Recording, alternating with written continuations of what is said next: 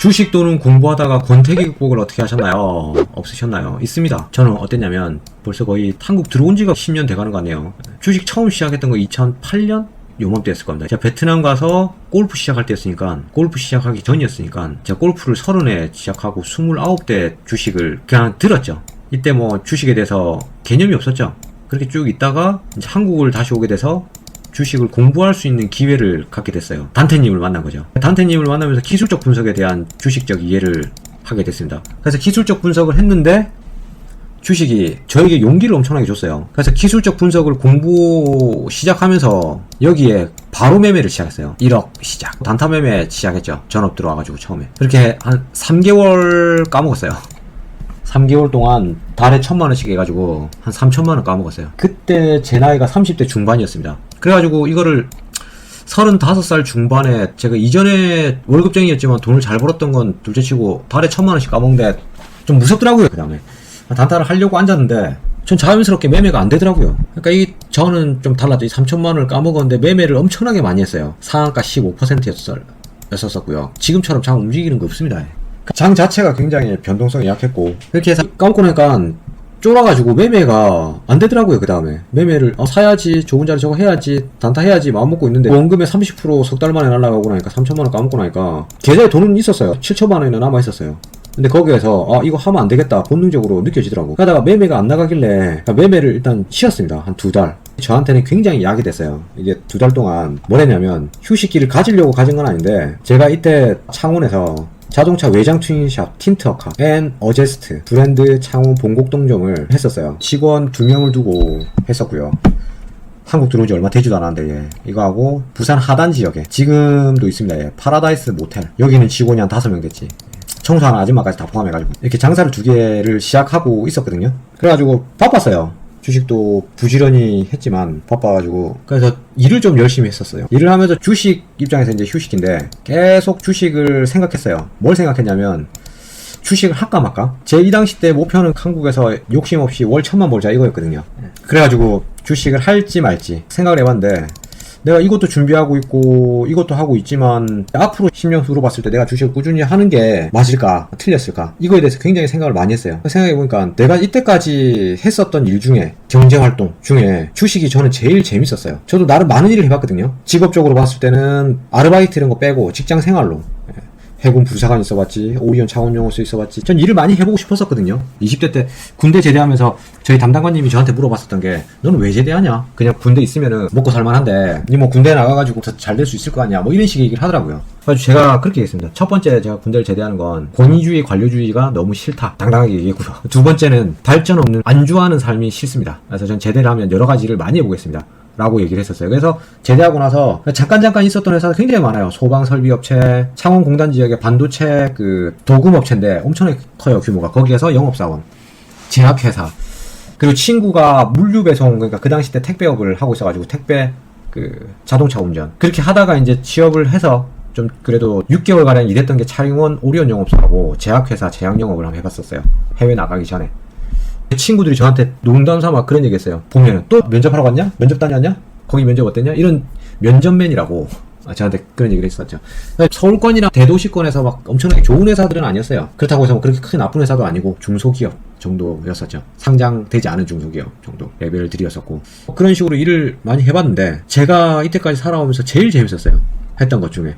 내가 했었던 일 중에 주식이 제일 재밌었어요. 그리고 이걸 지금 하지 않으면 10년 후에 내가 후회할 것이다라고. 이제 그 당시 때 나이가 35이니까 35에 내가 이전 과거를 생각해보면 하지 못했었어서 너무 후회되는 것들이 있잖아요. 저는 또 이제 고등학교 때 후회되는 것 중에 하나가, 제가 좀 보수적이고 이런 성향을 갖고 있다는 걸 알아요. 저도 이제는 받아들이고 인정할 수 있는데, 그래서 그랬는지 모르겠지만 교복 입고 데이트를 해본 적이 없어요. 여자랑 손잡고 가고 막 그런 거 있잖아요. 지금 걸어가다 보면 고등학생들 손잡고 여자친구 남자친구 이러면서 이렇게 가는 거, 그게 난 못 해본 게 인생의 한 중에 하나야. 너무 그냥 아쉬운 것 같아요. 못 해본 거. 귀여워 보이고 좋아 보이잖아요. 안 좋게 뭐 되는 부분들도 있겠지만 제 성향을 봤을 때는 안 좋게 그러지 않았을 거야. 평이하게 조심해서 했을 거라고. 뭘 해? 하기는.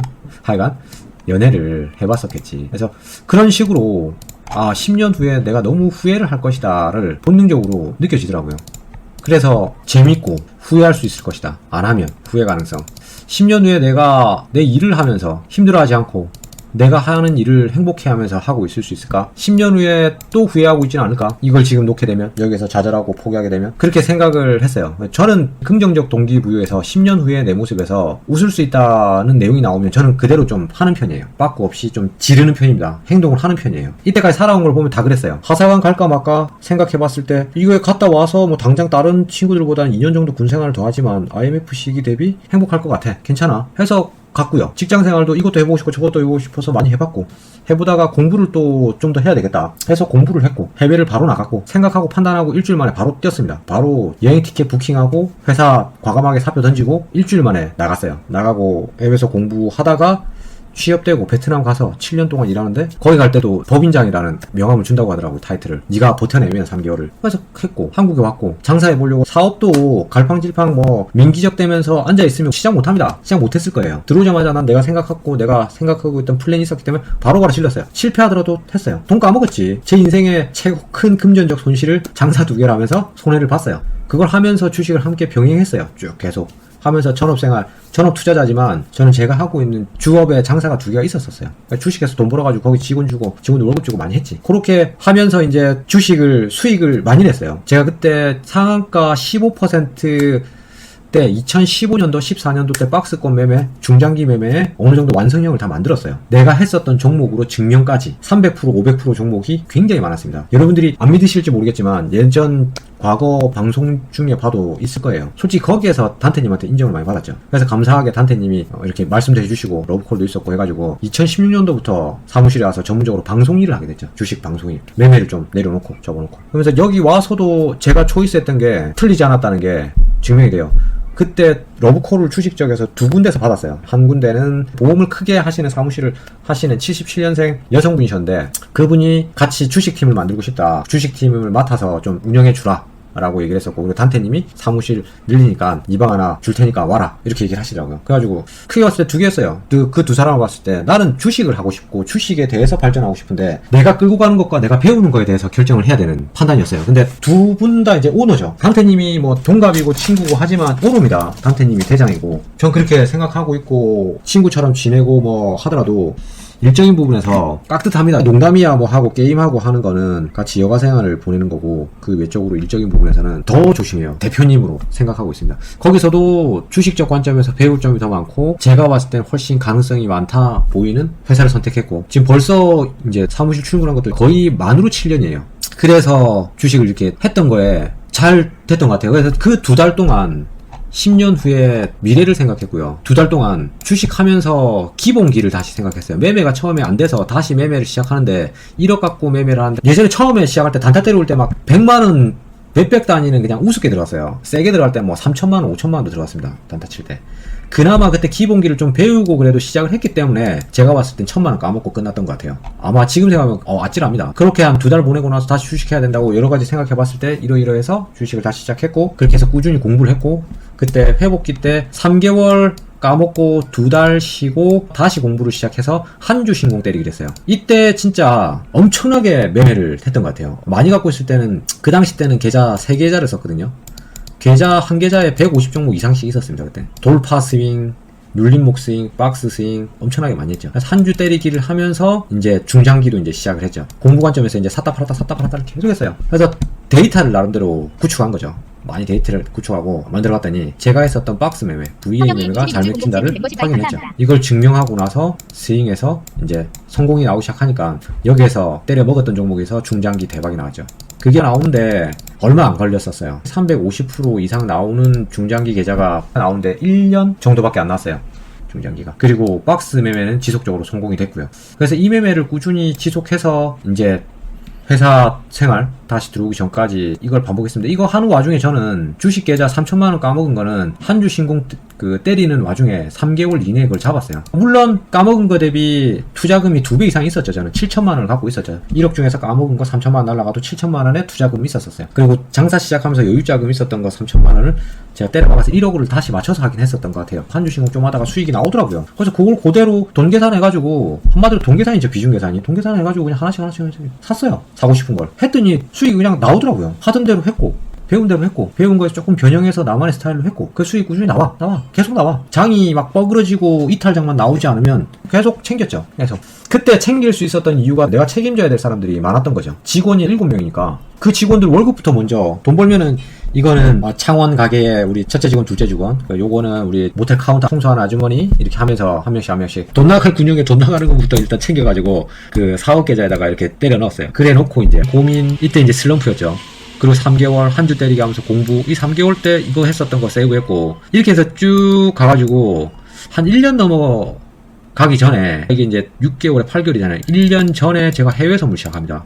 해외 선물 시작하면서 진짜 하루 24시간 중에 한 방에 자는 시간은 3시간 정도 되고, 나머지는 다 쪽잠 채워가지고 하루에 한 5-6시간 잔 것 같아요. 쪽잠까지 포함해 쪽잠을 좀 많이 잤죠. 그렇게 하면서 매매 시작한 지, 전업 시작한 지 2년 안 돼서 권태기의 슬럼프가 오더라고요. 이때 건강이 굉장히 안 좋아졌었어요. 이때 건강이 똥배도 나오기 시작하고, 제 똥배가 하나도 없었거든요. 평균 제 몸무게가 딱 좋은 게 75kg거든요. 이때 몸무게가 제 기억에 68kg 이쪽으로 빠졌었어요. 한 7kg 빠진 거죠. 그리고 아버지가 원래 위암을 앓으셔가지고 위를 다 적출 수술을 하셨어요. 예전에. 벌써 한 15년 전에. 그렇게 하고 계시다가 암 수술한 지 3년인가 완치 판정을 받았는데 3년 차쯤이었나? 됐을 때 개복 수술을 다시 한 번 더 했어요. 하여튼 그 일도 있고 제 건강 상태도 나빠지고, 그리고 24개월 차 이때 중이었었어요. 그때도 여름이었습니다. 아버지 수술 다시 한번 보고, 저도 건강이 좀 안 좋아져 있는데, 자는데 쪽잠을 또 잤죠. 그때 쪽잠을 잤는데 어땠냐면, 진짜 꿈을 많이 꾸게 되고, 그때 몸이 안 좋으니까 헛소리, 막 잠꼬대 또 많이 한다 그러고, 쪽잠을 자는데 몸이 부르르 떨려요. 이렇게 자려고 딱 누웠는데 힘이 하나도 없잖아. 몸이 이렇게 떨려. 사람이 진이 빠지면 그렇게 된다고 하더라고요. 진이 빠지는 느낌. 진이 빠지고 건강이 나빠져가지고 다한증도 왔었죠. 손에 땀하고 엉땀하고 이게 생겨요. 그러다가 그게 반복되면서 주식에서 수익을 나는데 안 좋은 악재 내용에 내가 매수를 해야 되는 거예요. 뭐 좀 그런 생각을 했어요. 정의 실현과 좀 동떨어진 개념으로 가야 되는구나, 이런 생각들을 많이 했던 것 같아요. 그래서 저는 워낙 저점이었기 때문에 고점에서 들어오는 개미들이 보여요. 개미들이 들어가지 말아야 될 자리가 보인다고. 거기서 던지고 있다고, 우리는. 밑에서 잡아서. 그런 경험이 하도 많다 보니까 그런 걸 보면서 내가 저 순진한 사람들한테 물량 팔아먹는 게 맞냐. 제로섬인데 내가 수익 내면 누군가는 잃는데 그 잃는 사람들한테 어차피 이걸 던지는 건데, 그런 거에 대해서 나도 모르게 미안한 마음이 생기고, 내가 이게 하는 게 맞나, 이런 생각이 들더라고요. 그러면서 주식이나 해외선물 이런 게 조금 하기 싫어지더라고요. 그래서 그때 또 많이 주식에 대한 철학적 생각들을 많이 했던 것 같아요. 그래가지고 흐지부지 조용히 좀 매매도 적게 하게 되고, 좀 조용하게 되고, 좀 뭔가 사색에 많이 빠지게 됐던 것 같아요. 그때 경험적으로 봤을 때 아버지 개복 수술하는 걸 들어가서 봤어요. 의사가 들어오라 그래가지고.